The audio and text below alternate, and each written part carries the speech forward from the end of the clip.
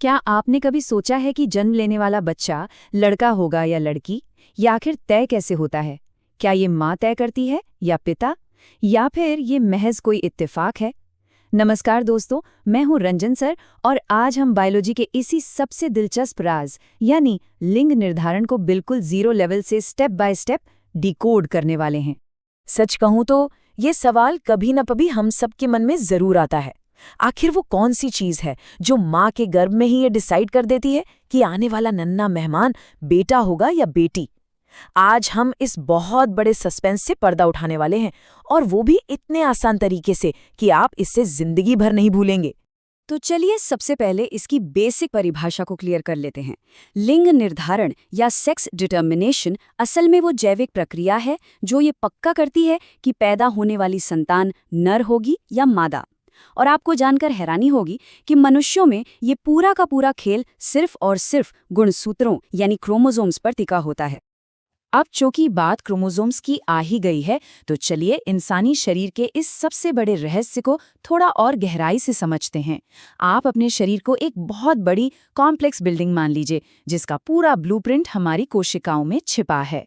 और इस पूरे ब्लूप्रिंट का जो मास्टर पासवर्ड है वो है ये नंबर 46।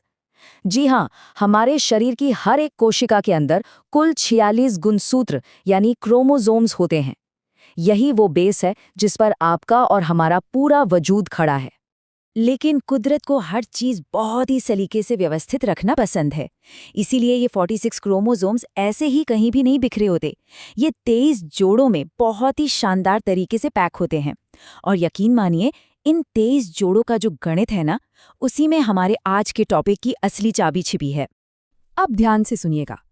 इन 23 जोड़ों में से जो शुरुआती 22 जोड़े होते हैं उन्हें हम ऑटोसोम्स या समजात गुणसूत्र कहते हैं। ये लड़के और लड़की दोनों में बिल्कुल एक जैसे होते हैं। ये आपकी आंख, नाक, बाल मतलब शरीर की बनावट तय करते हैं। लेकिन जो आखिरी 23वां जोड़ा है उसे सेक्स क्रोमोसोम कहते हैं। बस यही वो इकलौता जोड़ा है जो पूरी कहानी पलट कर रख देता है। अगर हम इसे थोड़ा और डिटेल में देखें तो महिलाओं में ये 23वां जोड़ा एकदम परफेक्ट मैच होता है। इसे XX कहते हैं, मतलब उनका फॉर्मूला है 44 + XX। लेकिन पुरुषों के मामले में ये जोड़ा थोड़ा अलग होता है, एक X और एक Y। तो पुरुषों का फॉर्मूला बन गया 44 + XY। अब ये जो Y क्रोमोसोम है ना, असली मास्टरमाइंड यही है। अब आप सोच रहे होंगे कि सर, ये क्रोमोसोम्स आखिर माता पिता से बच्चों तक पहुंचते कैसे हैं? चलिए इसे एक बहुत ही मजेदार और सिंपल सी कहानी से समझते हैं। लेकिन उससे पहले आपको युग्मक यानी गैमीट के बारे में पता होना चाहिए। युग्मक वो स्पेशल जनन कोशिका होती है जिसमें जेनेटिक डेटा पूरा नहीं बल्कि ठीक आधा होता है। सोचिए, अगर माँ और पिता दोनों अपने 46 क्रोमोसोम दे दें तो बच्चे में तो 92 हो जाएंगे। वो तो इंसान रहेगा ही नहीं। इसीलिए कुदरत ने फिक्स कर दिया है कि युग्मक में केवल आधे यानी 23 क्रोमोसोम्स ही आगे ट्रांसफर होंगे। इसे एक मजेदार सिक्के वाले उदाहरण से समझते हैं। इमेजिन करिए, एक लड़की की जेब में 2 सिक्के हैं और दोनों ही 2-2 रुपए के हैं। अब अगर उससे कोई एक सिक्का गिर जाए तो ये 100% पक्का है कि वो 2 रुपए का ही होगा, राइट? लेकिन एक लड़के की जेब में एक सिक्का 2 रुपए का है और एक 5 रुपए का। अब अगर उसका सिक्का गिरता है तो सस्पेंस है, वो 2 का भी हो सकता है और 5 का भी। बस बिल्कुल यही कॉन्सेप्ट हमारी बायोलॉजी में भी काम करता है। महिला के पास दोनों क्रोमोसोम X हैं, तो वो जो भी अंडाणु यानी एग बनाएगी उसमें हमेशा X ही होगा, बिल्कुल इस 2 रुपए के सिक्के की तरह। लेकिन पुरुष के पास तो X और Y दोनों हैं, इसलिए उसके शुक्राणु 2 तरह के बनते हैं, कुछ X वाले और कुछ Y वाले। अब हम उस सबसे इम्पॉर्टेंट डिसाइडिंग मोमेंट की तरफ बढ़ रहे हैं, वो पल जब फर्टिलाइजेशन होता है और एक नए जीवन की शुरुआत होती है। यही वो टाइम है जब फाइनल फॉर्मूला लॉक हो जाता है। इसका लॉजिक एकदम सीधा है। माँ की तरफ से तो हमेशा X ही आना है। अब अगर पिता का X वाला शुक्राणु उस अंडे से मिलता है तो X और X मिलकर बना देंगे XX, यानी लड़की का जन्म होगा। लेकिन अगर पिता का Y वाला शुक्राणु उस अंडे से मिल गया तो X और Y मिलकर बना देंगे XY, यानी लड़का पैदा होगा। तो अगर हम इसके चांसेस देखें तो बायोलॉजिकली हर एक प्रेगनेंसी में लड़का या लड़की होने की संभावना बिल्कुल 50-50% होती है। इसमें कोई जादू टोना या चमत्कार नहीं है, बल्कि ये विशुद्ध रूप से एक परफेक्ट बायोलॉजिकल गणित है। और यहीं से निकल कर आता है आज की क्लास का सबसे बड़ा सोशल मैसेज। आपने अक्सर देखा होगा हमारे समाज में बेटा न होने पर माताओं को ताने दिए जाते हैं, लेकिन साइंस चीख चीख कर हमें बता रही है कि बच्चे का जेंडर पूरी तरह से पिता के क्रोमोसोम पर डिपेंड करता है। एक माँ को इसके लिए दोष देना बायोलॉजिकली 100% गलत है, और एज अ स्टूडेंट ये बात आपको खुद भी समझनी है और अपने समाज को भी समझानी है।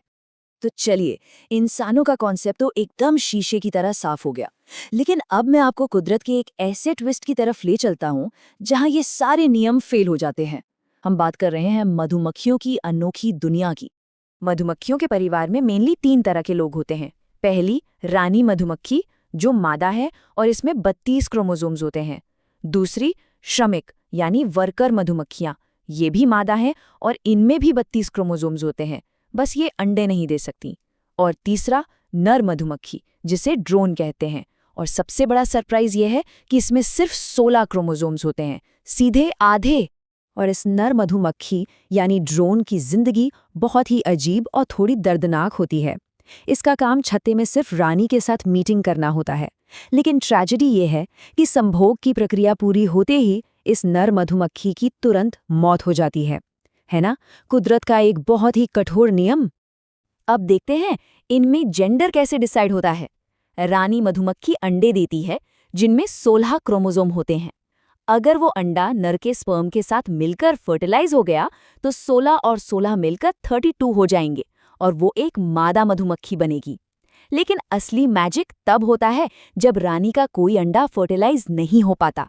वो बिना फर्टिलाइज हुआ 16 क्रोमोसोम वाला अंडा सीधा एक नर मधुमक्खी में बदल जाता है। इस चमत्कारिक बायोलॉजिकल प्रोसेस को हम कहते हैं अनिषेक जनन या पार्थेनोजेनेसिस, मतलब एक ऐसा जीव जो बिना किसी निषेचन के, बिना किसी पिता के जेनेटिक इनपुट के ही पैदा हो गया। ये बायोलॉजी के सबसे शानदार चमत्कारों में से एक है और नर मधुमक्खी इसका परफेक्ट उदाहरण है। अब आप पूछेंगे, सर अगर मादाओं में 32 क्रोमोसोम्स हैं तो फिर कोई रानी और कोई मजदूर कैसे बन जाती है? दोस्तों, ये सारा खेल डाइट का है।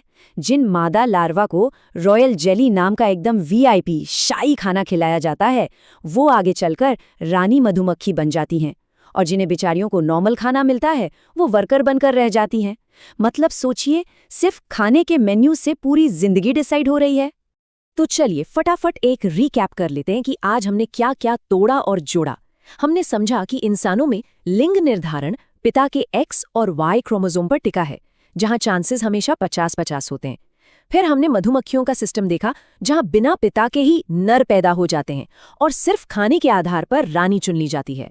अब जाते जाते आपके लिए एक बहुत ही तगड़ा सस्पेंस छोड़कर जा रहा हूं। अगर इंसानों में X और Y का गेम है और मधुमक्खियों में नंबर्स का, तो जरा सोचिए मोर जैसे खूबसूरत पक्षियों में जेंडर कैसे डिसाइड होता होगा। क्या वहां भी यही नियम चलते होंगे? इसे जरूर खोजिएगा।